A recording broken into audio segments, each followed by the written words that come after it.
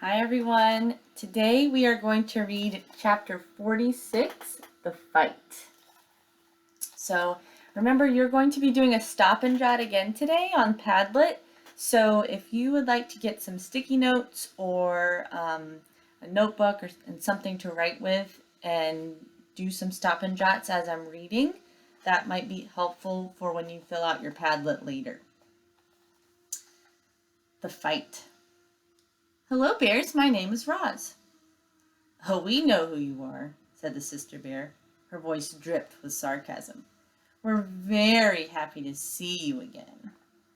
Yeah, we're very happy to see you again, echoed the brother bear. Why do you always repeat what I say, said the sister bear to her brother. It's so annoying. I was just backing you up. Let me do the talking. Fine. Don't have to be so mean about it. The bickering bears were interrupted by the robot's friendliest voice. With whom do I have the pleasure of speaking? How rude of us, said the sister bear. My name is Nettle, and this is my brother Thorn. I'm not little, snapped Thorn under his breath. It is lovely to meet you both, said Roz, but I am afraid I must be going. I'm afraid we can't let you do that. Nettle stepped into Roz's path. My brother and I, we don't like monsters. I'm not a monster. I am a robot. Whatever you are, we don't like you, said Thorn. We hear you become very comfortable on our island, said Nettle. Now we're not going to make you feel very uncomfortable. Yeah. Oh, I'm sorry. Now we're going to make you feel very uncomfortable. Yeah, we're going to make you feel very uncomfortable. Stop repeating me, Thorn.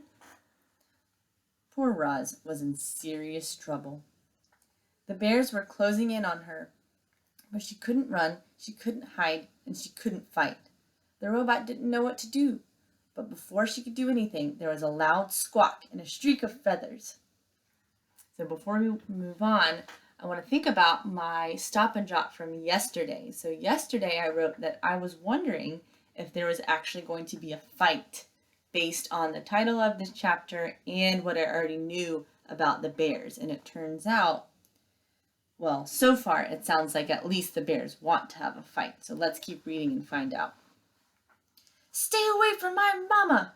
Brightbill swooped down and skidded to a stop between the robot and the bears. So the rumors are true, Nettle laughed. There really is a runty gosling who thinks the robot is his mother. How could anyone be so stupid? Do yourself a favor, Gosling, and fly away before you get hurt. She is right, Brightbill, Roz said. Please let me handle this. The gosling stood his ground. He spread his wings and hopped around, ready to defend his mother. The bears roared with laughter. Then, with a flick of her paw, Nettle sent Brightbill tumbling over the ground, over and over, until he flopped onto his back and stared up at the sky, stunned. This is our island, snarled Nettle, and it's time for you to go, growled Thorn. Roz made herself as big as possible. She banged her chest and roared wild, angry sounds. But the bears were not intimidated. They roared right back, and then they attacked. Nettle pulled Roz into a fierce bear hug, while Thorn clawed at her leg. The robot tried to shake free, but the bears would not let go of their prey. Not this time. A cloud of dust bloomed around the trio as they thrashed closer to the edge of the cliff. All of a sudden, something burst out of the trees and onto the open cliff top. Mother Bear. She was gigantic, like a mountain of golden fur. She was furious. It seemed like this would be the end for our robot. But Mother Bear wasn't there to join the fight. She was there to break it up. Nettle, Thorn, get over here this instant. So I think for my stop and jot today, this is a surprising part for me because I would think if a mother bear came and saw this monster around her little bear cubs, that she would want to come in and fight the monster or Roz. but it sounds like she's angry at the bear so far. So that's going to be my stop and jot for today. The young bears should have listened to their mother. Instead, they pretended not to hear her. Nettle slashed at Roz's body, and Thorn began wrestling at her foot. He grabbed the foot with both paws and forced it up from the ground. Then, with every ounce of his strength, he twisted the foot around. Reader, the following events happened very quickly. First, there was a strange thwip sound, and the robot's right foot propped off her leg and sailed through the air. Then, everyone toppled over. Nettle and Roz fell sideways along the edge, but Thorn fell backward and tumbled right off the cliff. Notice how the author wrote this. Right off the cliff. Do you know what the most terrible sound in the world is? The howl of a mother bear as she watches her cub tumble off a cliff. Mother Bear's howl was so startling that it snapped Brightbill right out of his stupor. Her howl was so powerful that it shook Roz's entire body. Her howl was so loud that the animals heard it clear across the island. There was no reply from Thorn. Mother Bear's growl slowly faded, and she wilted to the ground. Roz watched her detached foot sail over the edge and plummeted down to the shore below. It fell past circling seagulls, smashed off a rock, and disappeared into the waves. And that's when the robot noticed something furry dangling from the cliffside. Thorn!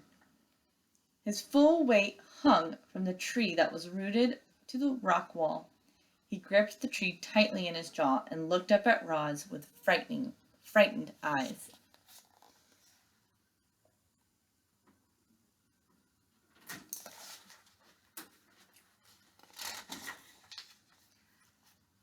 I see Thorn, shouted Roz. Grab my legs, quickly.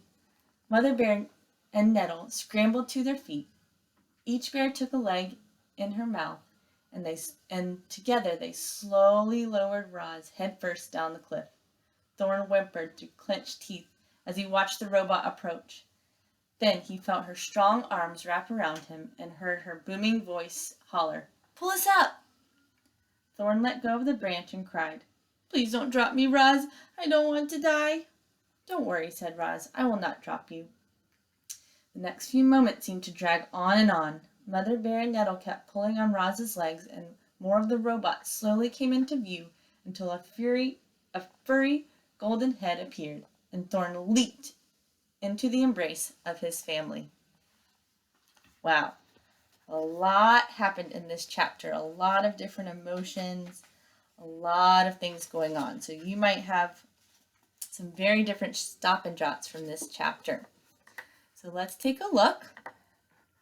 On the next slide, you're going to do the same thing as yesterday, but for this chapter. So you're thinking about what is my stop and jot going to be from this chapter. So you're going to click here just like last time.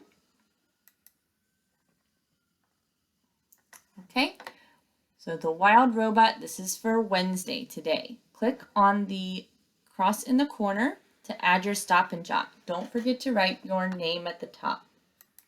Okay, so I'm writing my name at the top. So I'm thinking back to my stop and jot, which was a surprising part. I was surprised when the mother bear was angry at her cubs instead of the robot, or instead of Roz. I know that normally mother bears are very protective over their cubs. So I thought she would want to attack Roz. Instead, she wanted her bear cubs to stop attacking Roz. This reminded me of what a human mother might do. So this was my stop and jot of a surprising part. Notice I put my name first at the top, Then I wrote my stop and jot and explained my thinking here. I can't look forward to reading your stop and jots from today.